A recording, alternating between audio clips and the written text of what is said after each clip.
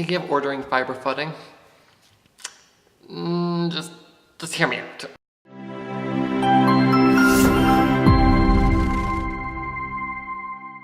Hello fellow equestrians, how you doing guys? I'm Nolan M Cruz, I'm here to make your life just a bit better, so here we go. So let's talk about fiber footing. Alright, this is a big thing, a new thing where I live. Everybody is getting the new fiber footing stuff. I shouldn't say everybody, but it's very popular near where I live now. It's the new thing. I know we all go through this one thing, first it's sand rings, then it's this ring, blah, blah, blah. Fiber footing is the new thing right now. And I have had the option to ride on fiber footing before. The one barn I was at had fiber footing. And here's just my quick take on things. I love fiber footing. I love it. But riding on it, it is absolutely lovely. It does give you like an extra spring. Like when you're riding in a sand ring, or good riding anywhere really, you're constantly having to get that spring into that step to keep that motion going for that horse, like the horse, whatever horse you're riding, just to keep it, going. The fiber footing has a way of bouncing it, like that energy you keep generating with those hind legs that goes, up through your seat to the, to the bit and back and blah, blah, blah. It almost enhances it. Fiber footing has this way of just kind of like putting some springs on everything and kind of saying, here energy, go tenfold. It just has that way. I absolutely loved it when I rode on it, and it's almost like you're riding on a cloud. All right? Love it, love it, love it. And some other good things about it are, it doesn't need to be harrowed that often. It gets harrowed once a week or, once every 2 weeks because you don't need to harrow it often. And it doesn't get dusty. It's, at least not the ones I've dealt with, don't get dusty. It's just really nice. And you can, water it down if you really want to, but you don't really need to. It's just really nice. Disclaimer, we always do a disclaimer. The fiber footing I'm talking about is almost like clumps of hair is in your footing. It's I've heard about different types of fiber footing, but the main one, the one I've dealt with, is it's like somebody has clipped their horse and taken all the hair and just kind of thrown it into the sand ring. That's pretty much the stuff I've dealt with. Now, I've told you all the good things that I really like about it, but there are some things, like if I were to have my own barn again, no, I would not get fiber footing. So first thing is, fiber footing really isn't cheap. It is not cheap at all. And let's not even talk about, the amount of money you have to put out for footing to begin with. You pay out how many thousands of dollars. Here you go, here's your footing. Let's talk about that, because footing in itself is expensive. And we shouldn't really, because we're riding on this stuff all the time, we really shouldn't skimp out on good footing. But I'm not talking about that. I'm talking about the stuff that,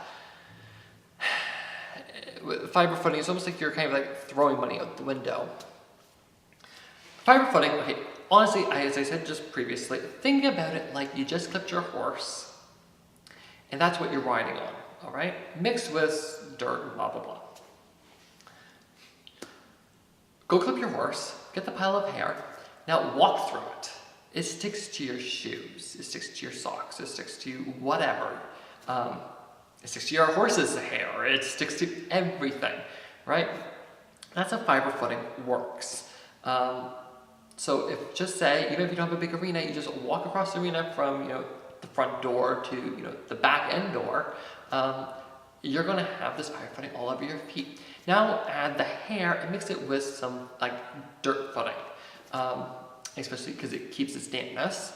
Now you've just kind of made it clumpy. Now clump that to the bottom of your foot.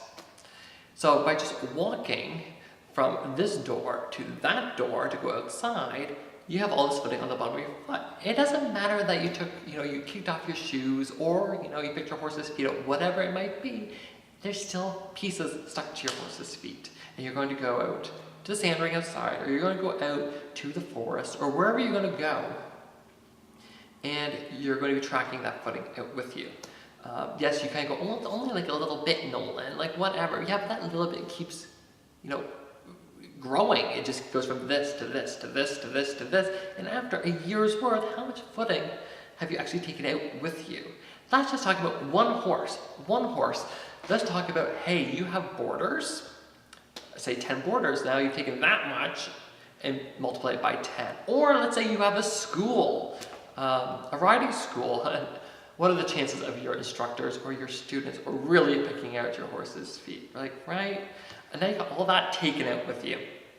As I say, it's one thing if you have normal footing, like a sand-based or whatever, because you can go chin, it's done, it gets swept back in. But when you got like little hairy pieces stuck to you, it's not coming off so easily. That takes me to my next point. Clumping to your horse's feet. Now, B and I rode on it, and say we loved it, but there's something wrong with you have to think, as I say, get a whole bunch of hair, add some damp dirt into it, now you got a ball of footing. That will happen to the bottom of your horse's feet as they are trekking around doing your ride. And when you have this ball underneath your horse's feet, even if they have shoes on, it happens both with shoes and without shoes, might I add. It does get to a point where you can be riding, and now instead of your horse having feet like this, I'm just going to use this. Do not give me the opinions on blacksmithing, I'm just using it as an example. Just so your horse's feet are like this. Now, with the clump underneath them, now they've done it to this. And now, guess what? Now we're riding like this around. Is that really the best for your horse's feet and tendons and all that? Well, you are schooling. That's the second part. Then this takes me to my third part, which kind of coincides with the first and second part I just said, which is, okay, now you've schooled inside or whatever, schooled in this footing, now you're going to go outside for a hack. Well, now that clump is not going out there with you. All right, that clump on the bottom of the hoof is not going out there with you, and it will break out. It will break off and, kind of clear itself away as you go into a forest or another ring or go around the property, whatever. But now that clump that you just took up is gone. Which takes me to my next point, which is, okay, if you have a horse it happens both with horses with shoes and without. Now you have that clump. Now you're taking the footing, this clump, and your horse's foot's up here, remember? And you're constantly riding on it. Say you're doing, it doesn't even have to be something like calf dressage or extension. It doesn't have to be anything like that. It can just be simple, I'm just walk cantering around. Now you're putting all that fiber footing, that fiber and all that, pushing against the frog of the horse and the bottom of the horse's foot. It does, and it never happened to me, which thankfully, but from other people I know who have ridden on fiber footing, the horses do get really tender down there. To the point where it's, I'm riding on this because all this clump is against the frog and the bottom of the horse's foot, and it doesn't, it's not comfortable for them. And actually then they don't get bruised like a stone bruise would, right? But it does get very tender down there. Which then great. We use these horses' feet for a lot of things. We would think they should be as comfortable as possible. That doesn't happen with fiber footing, unfortunately. I love fiber footing. I really do, just to ride on. If I were to go to a show and only ride, 2 or 3 days on this stuff, lovely. But to ride on it every single day, I do find that there are problems with it. Another thing is that it dies. And by it dies, I don't mean die. The fiber footing we had was almost pitch black. There was a dye in it or something that made it really dark. And that actually put a dye on either your shoes or the horse's feet and blah, blah, blah. It's more cosmetic than anything, but still kind of gross. But also, speaking of the color of it, as I said, the stuff we had was dark brown, almost black. When you're out there in the middle of summer and you have sunshine days, you know how hot that footing gets. It's hot to begin with, and now you're going to make the footing, which could be the cool spot of your ride, because the footing would be, a bit cooler than anything. It's now the hottest part because it's black. Another piece is, especially if your barn is connected to your arena. Even if you say, okay, pick up your horse's feet after you've ridden, in the arena to get rid of the footing. This is where when you have to be on top of, if you have staff, you have to be on top of them, because chances are the staff have this way of thinking that if you got hay and dirt and all that, just sweep it into the arena, right? Yeah, not great when you do that to fiber footing. It's actually really annoying because it doesn't disintegrate, it doesn't break up and whatever. doesn't. It's both an eyesore, or like it really is just like, oh, but also it's just not what the footing is for. I don't like hay in my arena to begin with, but as I say, at some point, yeah, you can sweep in whatever and it will break down and blah, blah, blah. But with fiber footing, it doesn't really break down, and if it does, it takes a really, really, really long time. And of course, then there's the part where you have, your horse poops and you're expected to clean up the poop in the arena after your horse does such a gross thing. Yeah, you're taking out how much of the footing with you.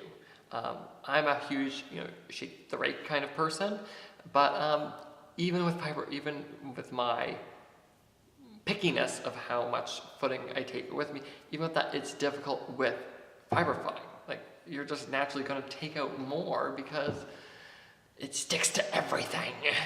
Just 2 cents worth on it. I don't know what you guys think, or if you guys have ridden on fiber footing. As I say, I loved it, but I also wouldn't go out and pay for it for my own ring.